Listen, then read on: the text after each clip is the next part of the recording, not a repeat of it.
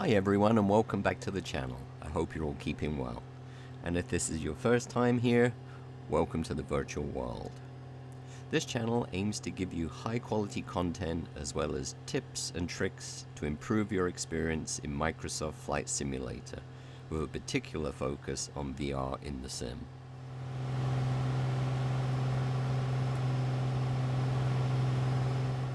Today's video will be a bit of a first on two fronts. One, it's my first ever settings video, and two, it's the first time I've edited a video using Premiere Pro. Up until now I've been using iMovie. So hopefully you'll like how it all looks.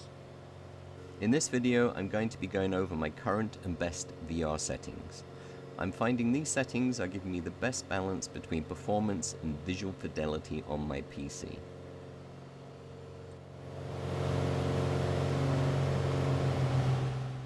I'm currently running an RTX3080 GPU with an Intel i9-900K CPU with 32 gigs of RAM. All of the settings in this video are for the HP Reverb G2, which is the headset I use most in the sim. Of course, all of the settings given here are based on my particular system and are intended as a guide only. As most of us have very different setups, you'll need to adjust these settings accordingly based on the power of your PC. If you have a less powerful system, try lowering these settings a bit and work up from there.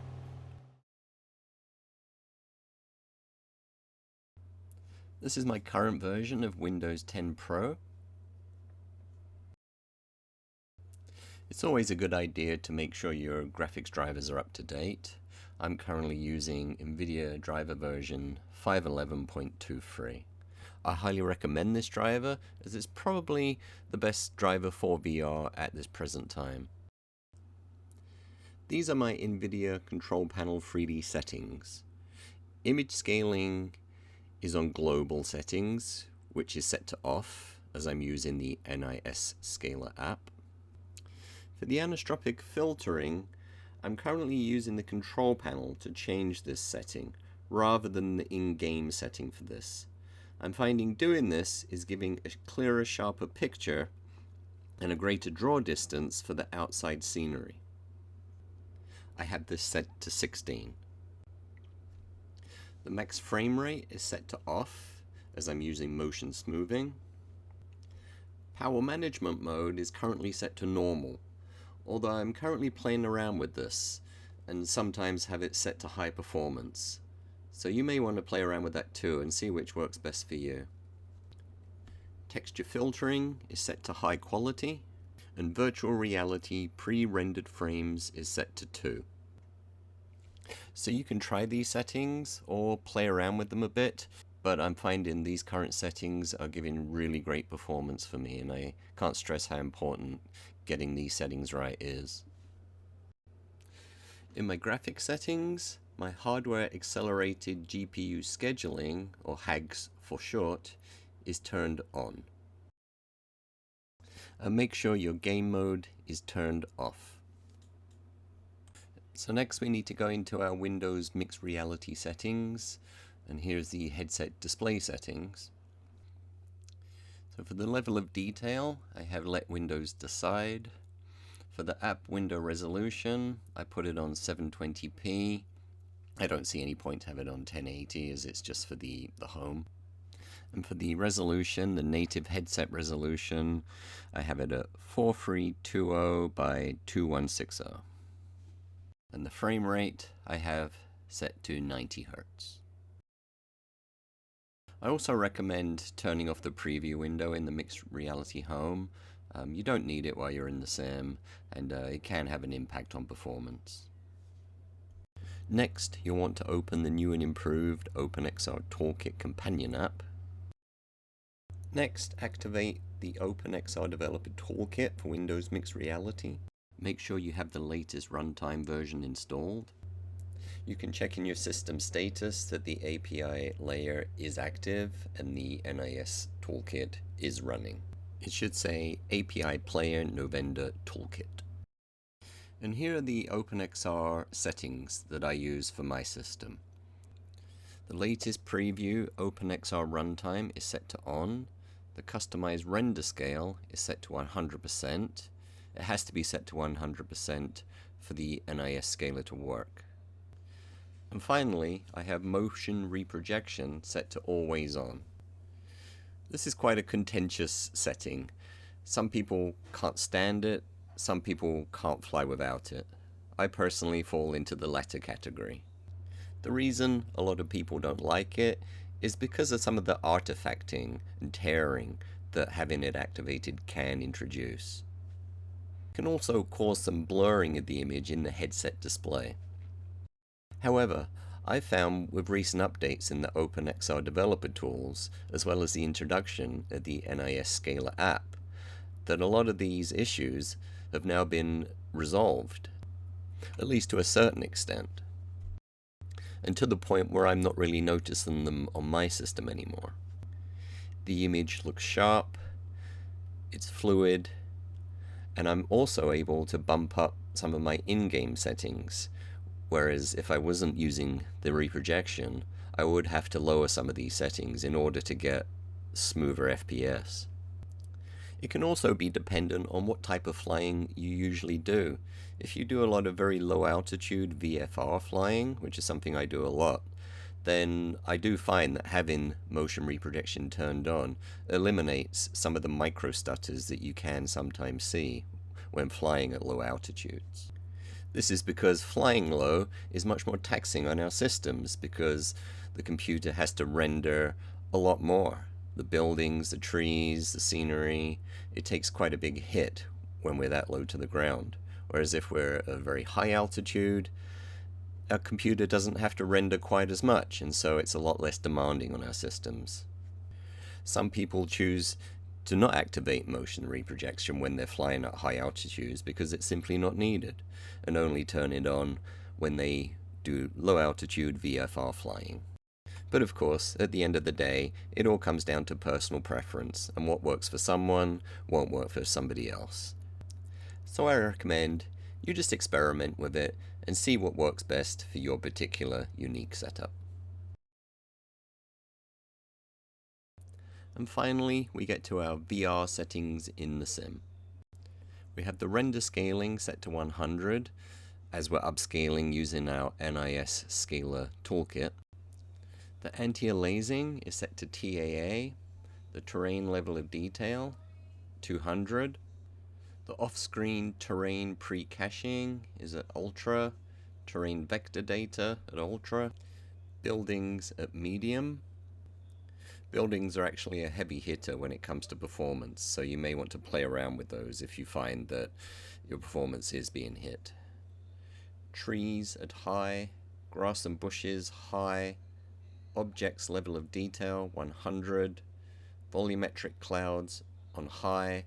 Again, clouds are one of the heaviest hitters for performance, so you definitely need to play around with that setting if it is impacting your performance. Texture resolution Ultra, anisotropic filtering set to off. Now if you remember, we set that in the NVIDIA control panel itself, and we set it to 16 there. So we need to make sure it's turned off here. Texture supersampling 8x8, texture synthesis Ultra, Walter waves High, shadow maps 1024, terrain shadows 512, contact shadows High, windshield effects High, ambient occlusion Medium.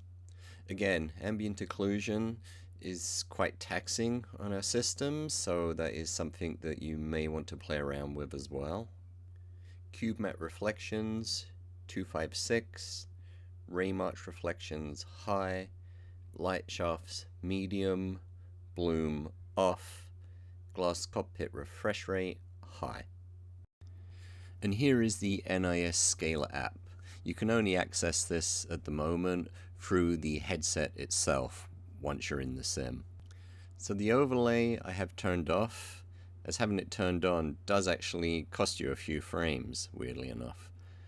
I also don't like to overly concern myself by constantly analyzing frame rates. For me, if it looks smooth and feels smooth while I'm in VR, then that's good enough for me. For the upscaling, I'm using NIS. I've only played around with the FSR a little bit, and so far I found that it does introduce some shimmering, which was a lot more noticeable to me than the shimmering that comes with the NIS, which I found far less distracting, and I really don't notice it, to be honest. So I recommend that you try those settings yourself and see which works best for your system. The factor I have at 80% and the sharpness at 60%. This seems to give a good balance between performance and graphical fidelity, at least on my system, but I recommend that you play with it and see which works best for your particular setup.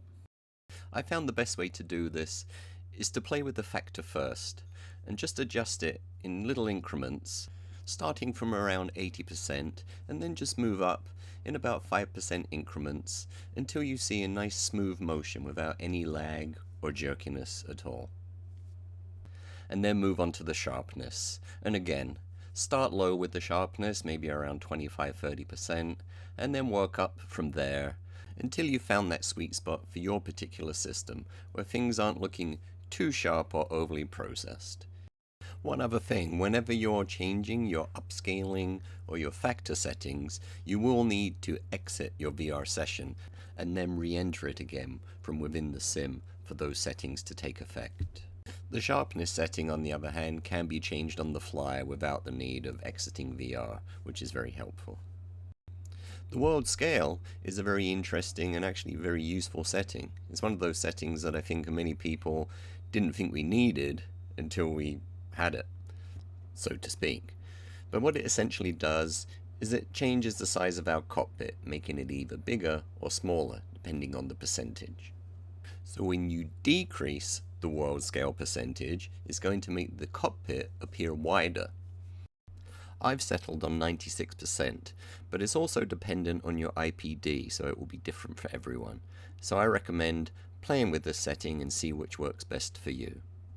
Prediction dampening isn't something I've really used much yet, but what it does is essentially smooth out any sudden bumping or jerky head movements while you're in VR, and it's meant to reduce any shaking or wobbling that you may see. So it's something that you should definitely play around with and see if it works for you.